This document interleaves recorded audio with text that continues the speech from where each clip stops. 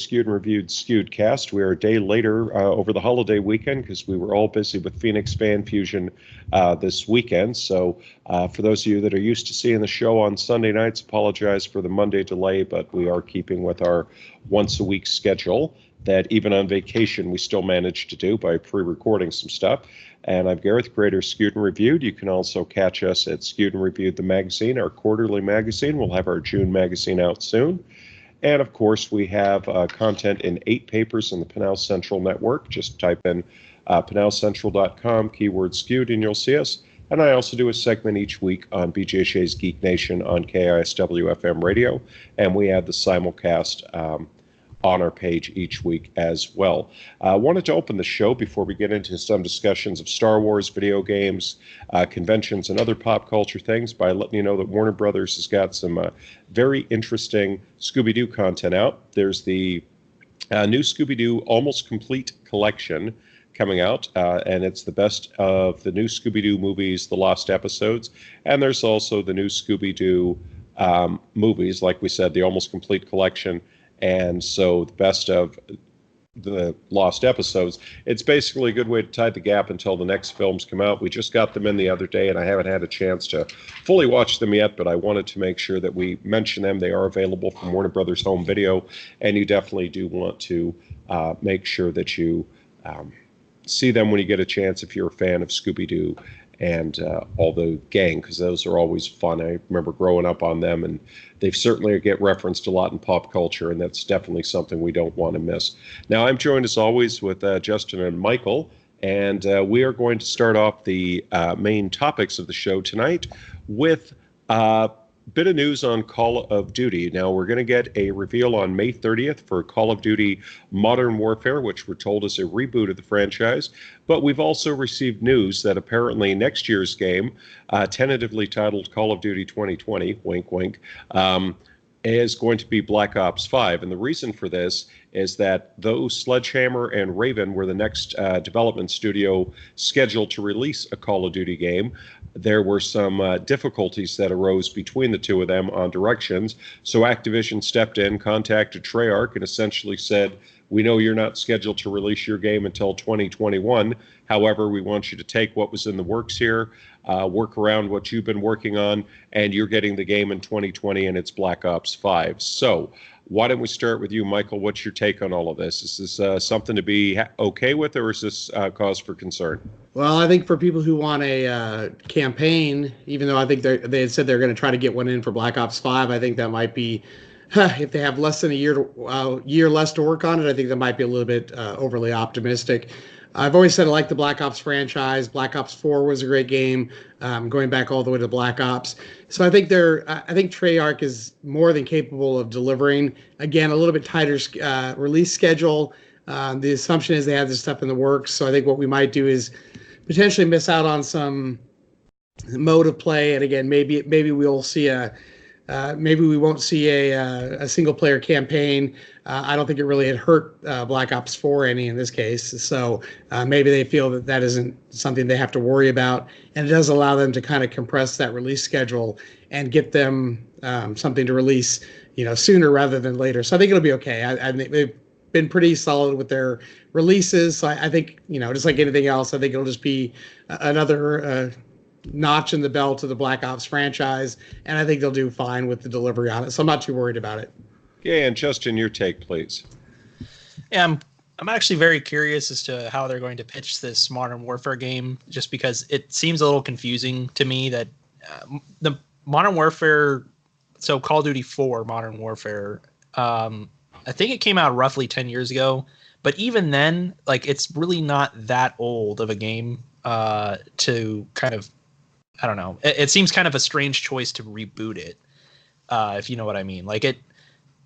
They did just remaster the game too, so it just sort of adds to the confusion. To me, it would make a little bit more sense to do another Modern Warfare game, but maybe call it Modern Warfare 5 or whichever one they're on, and sort of treat that as a sort of soft reboot with new characters and everything.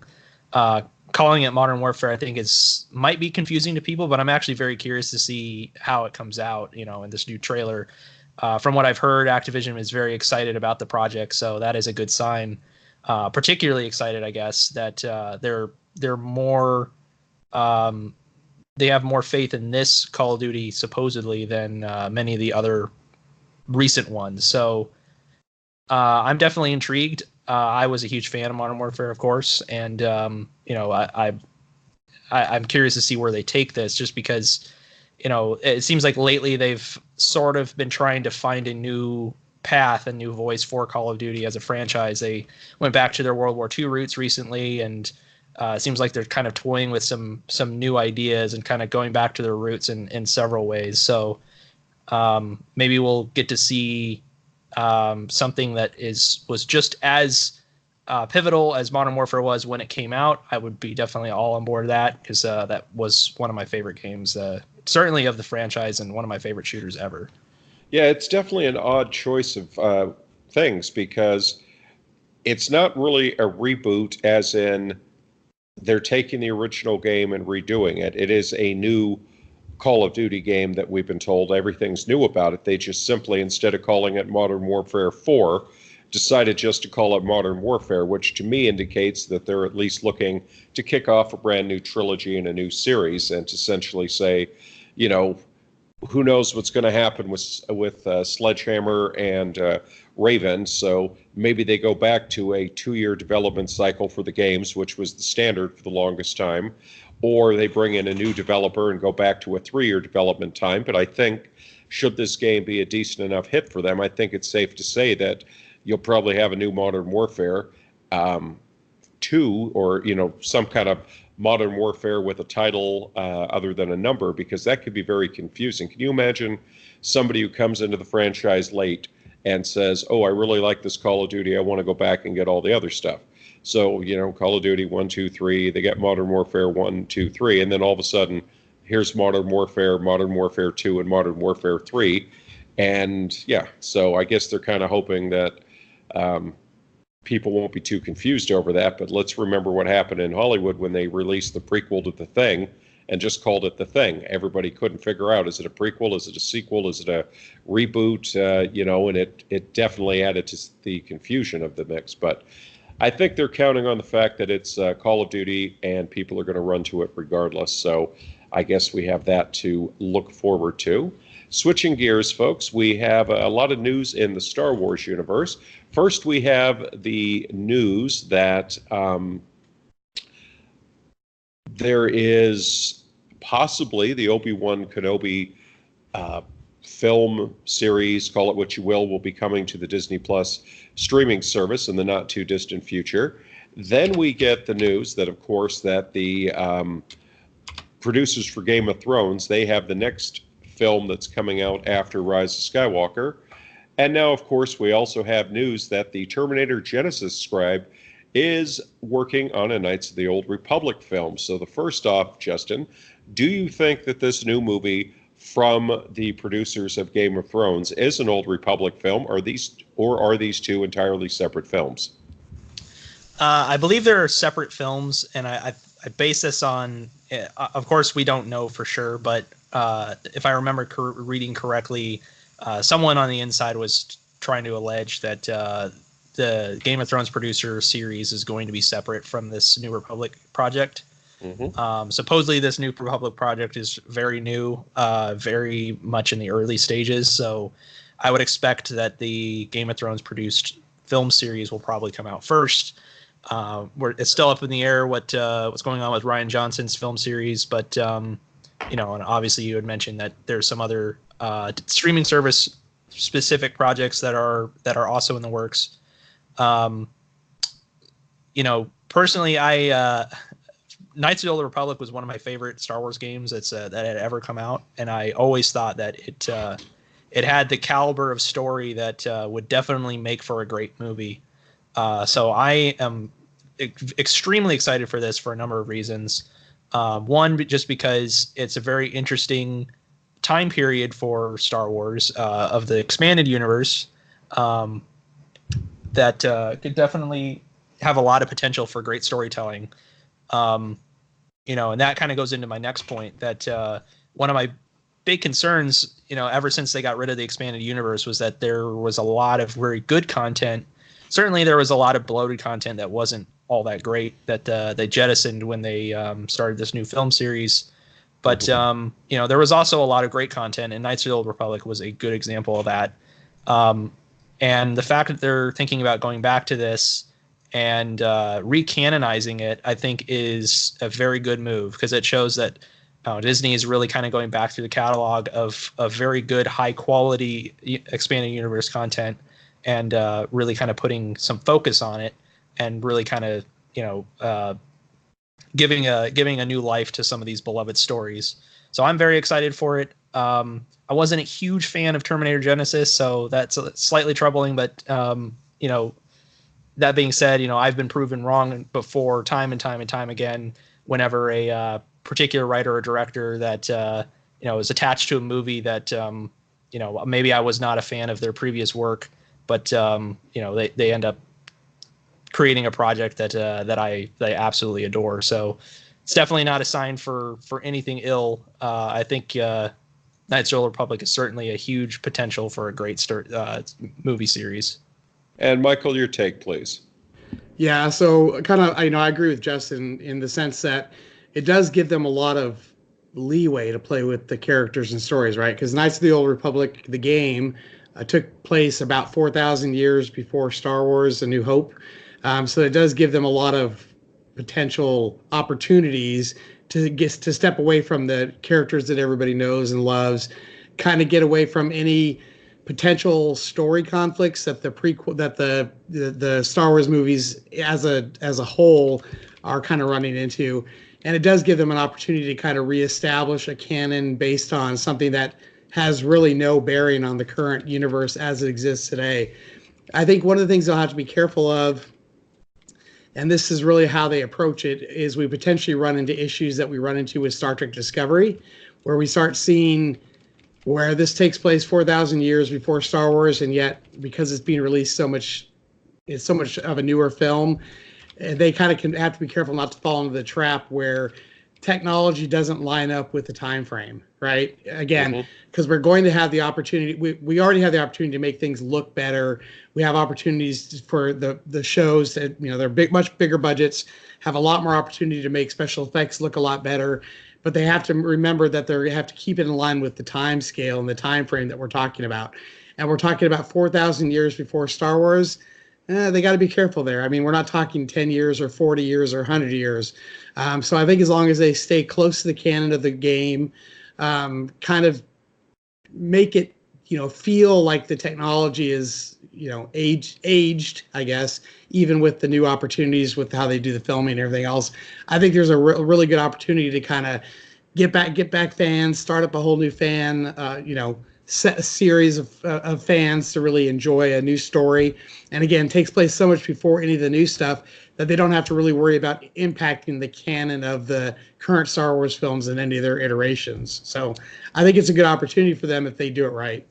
Yeah, what's so interesting about that too is that you open up so many possibilities. I remember somebody telling me once they felt that the universe of Star Wars was stagnant in that they had faster than light travel for thousands of years. They've had blasters for thousands of years. They've had lightsabers for thousands of years. And his whole point was that until the Death Star basically came along, they had droids thousands of years ago. You don't see, as Justin will tell you, sure, things look sharper and more advanced, but you'd expect them to 4,000 years later. But the basic core technologies in the Knights of the Old Republic video games are not that different from what the current Star Wars technologies are. And their whole point was they got the idea that they were one of these societies that technology had just reached a cap. And it was all a matter of stylistic improvements over time, modern things, but the basic core technology has been the same for thousands of years. And that could be, anything to do with, numerous wars or political upheaval or whatever. And I thought that was a very interesting thing because it would definitely be very intriguing to see how they play that out. Because as you said, you have to make it appealing from a visual standpoint, familiar enough that Star Wars fans go, oh, I know what this is, but at the same time, take that into account. I mean, I couldn't even imagine doing a movie today where you wanted to do, 4,000-year-old technology, because it would be pretty, it'd be pretty scary. It wouldn't look anything like we have today. But at the same time, Star Wars is a completely different thing. And so, how far back are we going to go? Are we going to go back to when they were still mapping the hyperspace routes? And if you didn't take the specific ones, one thing that I've always thought they should do, and, this has always been a longstanding thing of mine, I felt that they need to address the Jedi-Sith War. And it goes back to the prequels when Qui-Gon said, I believe the guy attacking us was a Sith. And the Jedi Council were very quick to dismiss that, saying, no. The Sith have been gone for ages, blah, blah, blah, blah, blah. Why were they so convinced that the Sith were no longer a threat? Because to me, that always made no sense, in that if there are continually Force users being born, doesn't it stand to reason that somebody could fall to the dark side that hasn't been discovered? Now, of course, their argument would be, well, they're not, just because they're on the dark side doesn't make them a Sith, because they need the master. But, Yoda was the only one that seemed a little more willing to accept this whole thing. And I thought that's a story that needs to be told. So we shall see. Now, can I make one other point about please, this? Please. So something that just also occurred to me about this potential movie, one of the very most iconic aspects of the Knights of the Old Republic, obviously, is Darth Revan. I won't spoil everything about Darth Revan or go into huge detail about him, but one of the very iconic things about him is his helmet. And it just really kind of occurred to me that his helmet is almost identical to Kylo Ren's helmet. And I'm not sure if this is something that's going to be an issue when they're going to the design phase of the way everything looks, because that's the other thing about Kylo Ren's helmet, which I always thought that's one of the places they drew inspiration from was Darth Revan's helmet, because if you go on Google and look them up, they're very similar. So for such an iconic character with a very iconic prop, I wonder if that's something that they're going to have to redesign or something that they're going to have to address. They probably also have to look at the fact of, are we going to have Revan, or are we going to have all new characters? Which, unfortunately, I think is also a possibility. But that's for another time and another discussion. So let's talk about the big event this weekend. Phoenix Fan Fusion just wrapped up yesterday. That's why we were so swamped. So, Michael, why don't you tell us what's going on and what you experienced? Yeah, so Phoenix Fan Fusion's always, what I always realize when we're there is we spend a week beforehand going through the schedules, setting up all the things we want to see, all the different panels we want to attend, and then by the end of it, we haven't seen hardly any of the panels that we plan to see. So, and it always is that way. We always have these grand schemes of what we're going to do. But, there were obviously some fantastic celebrities that came out. Summer Glau was there. Elijah Wood was there. John Barrowman was there. Billy D. Williams. I know he was in a fairly smallish convention room, but we had the opportunity to see him, and obviously that was fantastic. I think he did really well. A lot of the fans tried to get him to spill some spoilers about the new movie coming up, and obviously he had his agent or his guy there who's like, yeah, we can't answer these questions. Please don't ask us any of these questions. But, I think it held up really well. It's always a great time. My wife and I always enjoy getting down to do some of the shopping, reach out to some of the artists. Mike Kunkel and his wife are there. They do the Hero Bear and Kids series. We got an opportunity to spend some time with them. And there's just a lot of really cool people that you meet there. We have lots of friends who are artists there. We have lots of friends who are comic book artists. Just it's a good way to connect with people. So, as much as I'd like to say we got to see everything, we didn't. Even for a show that's not nearly as big as San Diego Comic-Con, there was still so much we missed. I mean, even with us staying till 7 or 8 o'clock every night, we still didn't get to see all the stuff we'd like to see. So again, really great show. I think they handled security really well. I didn't hear any complaints about the lines too much this year. I had a bag, and the bag check line for me was only like 15 minutes, so it wasn't too terribly bad. That was Friday, Saturday, and Sunday when I was there. So again, no issues with that. I think generally speaking, everybody is fantastic. The crowds are always really good, even with the lines and everybody being, kind of crammed into a smaller place. I think everybody kind of handles it in stride. My wife mentioned that she felt that the costumes this year were some of the best she'd seen. So I think that tells us that, there's still a ton of interest in, Phoenix Fan Fusion. There's a ton of interest in Comic-Cons in general. SCCC obviously is coming up here in July. So again, a great show. They always do a fantastic show, and I really enjoyed it. We had a really good time this year. And could you tell us what panels you actually saw this year? Because I know you were actually getting to quite a few of them, so I was just curious what you ended up seeing. We plan to. We saw obviously the Skewed reviewed panels. We were at those, and I saw the Billy D. Williams and a lot of the stars. We didn't get to see hardly any of the other panels that we had on the agenda. Again, we had a lot planned for, but things kind of got in the way. So many of the panels that we had planned to go to, we just didn't make, unfortunately. So we spent most of our time down in the artist alley and down in the big room downstairs, buying stuff, and obviously with the celebrities as well. All right. And Justin, I know you don't always get to go because you often have schedule conflicts, but you were able to go this year. So tell us about what you experienced and the panels you got into. Yeah, so like you said, I don't get to go out very often. This is actually my second time going. I was only able to make it for several hours on Saturday, so I missed Friday, Sunday, and wasn't it going on today as well? Thursday. So Thursday through Sunday. I was only able to make it for a big chunk of Saturday. I was able to squeak through and see Jeff Goldblum's panel there. I didn't catch the beginning of it, but I quite enjoyed myself. He's absolutely hilarious. He's just as Goldbloomy as you would expect. He's very much just a ton of fun just to watch, and he's very very engaging and very funny. You could probably just sit and watch somebody talk to him for like an hour, and you would have an absolutely great time. I was also able to see Billy D. Williams, which was also pretty great. It's something that you don't get to do very often, just to see somebody who has been in the craft for so long. And he took a lot of questions from the fans, and they obviously tried to pry some information out of him about episode 9, but he was pretty tight-lipped about everything there. But it was very good to see him. He's obviously getting up there in age, but I was very pleased to see him.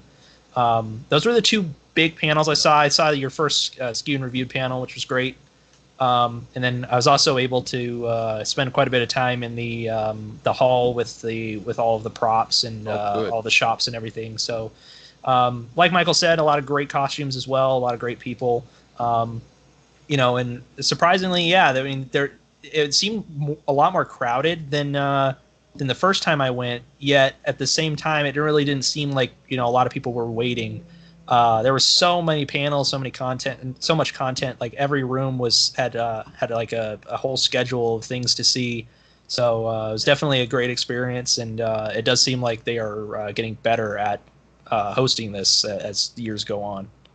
Yeah, and it was rather fun because I, again, wanted to thank you guys for both being there and helping out, because that was definitely beyond incredible to get that, because I was, when I wasn't doing my 3 panels, I was stuck at the table most of the day doing the charity stuff. But, my wife came by, our cousins came by, you guys came by, and your wife as well, Michael, who gave me a spell. And I actually got out for a bit on Sunday and got to catch a bit of Matthew Lewis's panel, so it was really nice to catch Neville himself in action. And of course, I got down to the dealer room. I really was hoping to go see Summer Glau or Garrett Wang's panel, but one of them was at 3 o'clock, the other one was at 3:15. And basically, it was right around the time we were wrapping things up at the table. So it was like, okay, we sent some other people to go check that out. And, I'm kind of looking forward to hopefully catching some more of the panels. I understand George Takei had a phenomenal panel. Yeah, we were at his, and his was phenomenal. He's one of those guys that never seems to age. Mm-hmm. He's always engaged with the fans. Really put on a great. He really seems to be thankful for all the opportunities that the fans have given to him over the years. He did talk a lot about the incarceration of the Japanese Americans during World War II, which he was very much a part of at the time. So there was a lot of that people got to learn about as well. We also had the opportunity to see Paul Rubens, and he was phenomenal. A lot of great stories. He obviously plays Pee Wee Herman for the folks who don't know who he is, and he did a phenomenal panel as well. So I would say the quality of the entertainment folks that they had this year's show was outstanding. There was unfortunately a couple of cancellations, which we kind of talked about before, but I think from a standpoint of like just the entertainers and the folks who were there, you could really tell that they were really thankful to be there, happy to be there, and really put on a good show. Oh, exactly. Now, I didn't get a chance to hear anything about Robin Lord Taylor, but I heard great things about John Barrowman, heard great things about Elijah Wood, Catherine Tate, same thing. I didn't get to hear anything about Ray Park or Walter Koenig's panel, but, good things, heard great things about Adam Savage. And then I don't know if anybody saw, John Barrowman posted a very funny video of him at the hotel the other night, where basically he took his shorts and he pulled them down a bit to expose his butt, and he started doing rolls in the hallway. And so he did like a few somersaults in the hallway, and then he popped up, pulled up his pants, and kept going. And he made a comment about, excuse the noise at the start, I had to fart right before I got going. And it's just like, on one hand you go, wow, that's just crazy. But see, that's him. He's just a live wire who, doesn't have any sense of embarrassment that it appears. And he certainly knows how to light up the room. I caught him a few years ago at San Diego Comic-Con, and it was a fairly early morning. I want to say 10:30, 11 o'clock panel. And, people were like, wow, they couldn't believe some of the jokes he was telling. And while not crude per se, they were highly suggestive. And he was making the joke that, hey, this is how I roll, folks. So, and, and that's the great thing about it. And of course, there were all the local artists and the authors. And then, of course, you had the paneling. One thing that I really enjoyed was I actually went on the Sony truck this year, and they had Crash Team Racing Nitro Fueled as playable. It's not even out yet, so I got to play that a couple of times. They had playable stations for Days Gone, MLB 19, stuff like that. So it's really nice. It's nice to see it growing, and I'm really, really anxious to see what they come up with next. Okay, guys, so we had a holiday weekend. We covered through a lot of stuff. Is there anything else that you wanted to make sure that we catch this week? Dun-dun. We have E3 coming up in 2 weeks. Yep. Yeah, I think that's probably going to be the next week topic. Yep, I definitely think that'll be next week's topic. Okay, so until that time, folks, take care, and we will talk to you later.